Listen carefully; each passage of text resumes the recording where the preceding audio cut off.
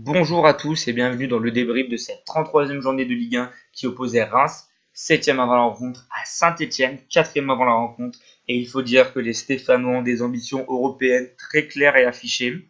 Jean-Louis Gasset nous sortira un 11 en 4-2-3-1 avec Rémi Cabella en 10 et Wabi Kazri en 9. Autant dire qu'il y a de la technique sur le terrain et on attend de voir Saint-Étienne très bon dans le jeu au stade Auguste Delaune qui était très chaud en ce dimanche après-midi.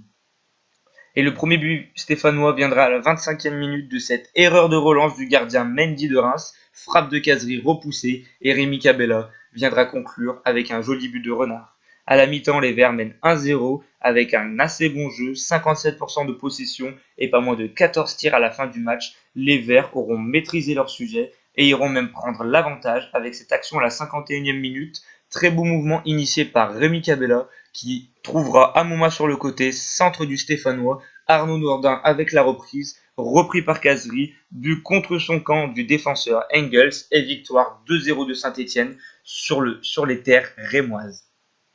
Saint-Étienne est très en forme en cette fin de saison et le montre encore une fois avec une très belle victoire à l'extérieur, clairement méritée. Et comme vous pouvez le voir avec ce chiffre, les Verts sur les 5 derniers matchs sont invaincus avec 4 victoires et un nul. Ils ont seulement laissé filer 2 petits points. Ils sont très en forme. Pour les supporters stéphanois, l'homme du match est William Saliba. En tout cas, ils ont voté pour lui. Mais pour ce qui est du trio sportif, nous avons décidé d'élire à Rémi Cabella, le joueur très fort l'année dernière avec Saint-Étienne, revient au top en cette fin de saison et avec un but et une action de but en fin de match, on peut dire que Rémi Cabella aura su donner la victoire aux Verts.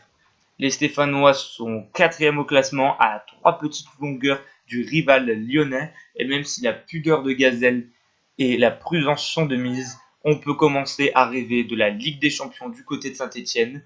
Même si Lyon est clairement mieux armé et favori, Saint-Étienne a de très beaux atouts à faire valoir et surtout joue très bien en ce moment. C'est ce que nous verrons dimanche prochain face à Toulouse à domicile en espérant que les Verts nous régalent encore. C'était le trio sportif et merci de nous avoir suivis.